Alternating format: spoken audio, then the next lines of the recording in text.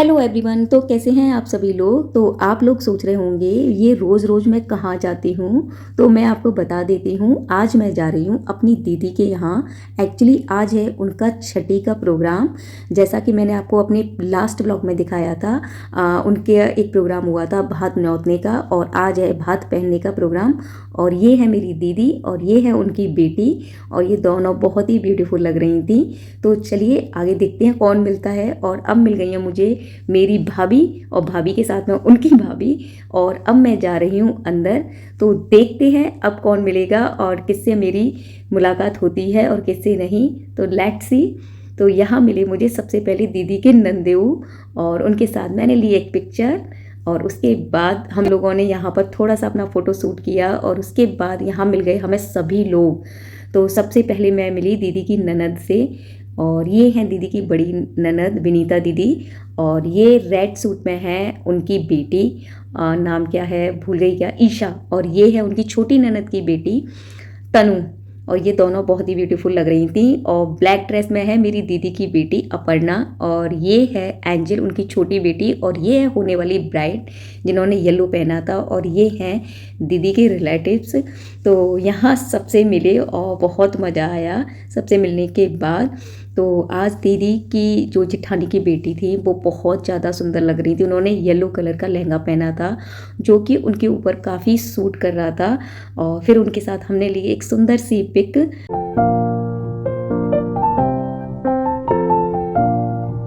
और फ्रेंड्स, इसके बाद मैं आपको मिलाती हूँ अपने हस्बैंड से। और इनका मुंह फूला हुआ था, एक्चुअली बच्चों को लेकर के कुछ आपस में हो गई होगी लोगों में, तो इसकी वजह से इनका मुंह फूल गया था। तो मैं तो बिल्कुल चुप थी, पता चला उनका गुस्सा मेरे पर उतर जाता।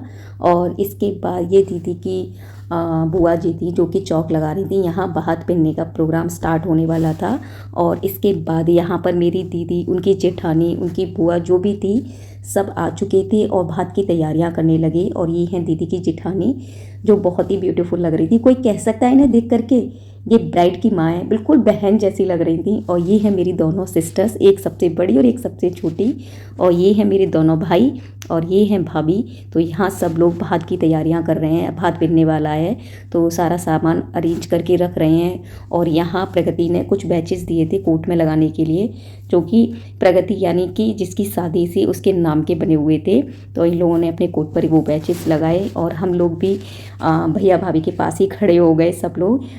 दिखना चाहिए ना, मायके साइड के हैं और भात बनाने के लिए ये लोग आए हैं। तो बस हम भैया की थोड़ी सी हेल्प कर रहे थे यहाँ पर सारा सामान सेट करने में, जिससे कहीं भी कोई गड़बड़ ना हो, कोई गलती ना हो। तो बस ये तैयारी करने के बाद बुआ जी का चौक भी लग चुका था। और यहाँ हम चारों सिस्टर बस दीदी की हेल्प करने में लगे हुए थे, क्योंकि हम लोगों ने सोचा एंजॉय तो होता रहेगा, सबसे पहले है उनका काम सही से होना।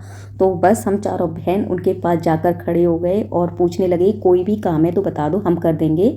तो बस वो हमें अपना काम समझा रही थी, इसको ऐसे कर देना, ऐसे कर देना। और जब तक सारा सामान हमने सेट कर दिया था और अब बारी थी भात पहनने की, तो ये थे दीदी के चाचा जी। और यहाँ ननद आई थी कलश लेकर के। तो भात पहनने से पहले कलश की रस्म होती है।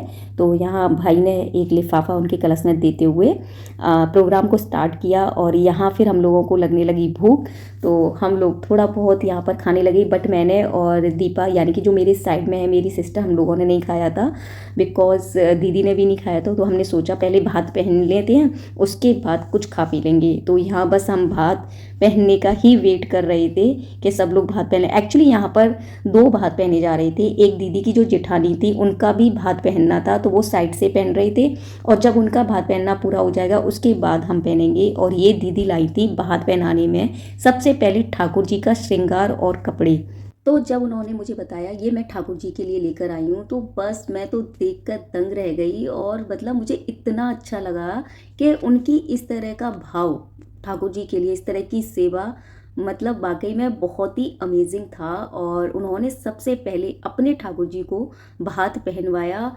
और ये बहुत ही मतलब एक अच्छी सी चीज़ लगी मुझे। मैंने पहली बार ऐसे कहीं देखा कि ठाकुर जी को सबसे पहले भात पहनाना, तो ये बहुत अच्छा था। और फिर इसके बाद एक सबको भात पहनाया गया। ये थे मेरे जो दीदी उनके ससुर साहब, उनको भात पहनाया। उसके बाद चाचा जी, और फिर उसके बाद हम सभी बहनों ने एक एक करके भात पहना और ये मेरे भैया भाभी सबको भात पहना रहे हैं। और ये है मेरी सबसे छोटी सिस्टर शिवानी और ये है मेरी 3rd नंबर की सिस्टर दीपांशी और ये है मेरी चाची जी की बेटी रिंकी और ये है मेरी चाची जी की दूसरी बेटी सिम्पी और इसके बाद ये है मेरी 4th नंबर की सिस्टर वंदना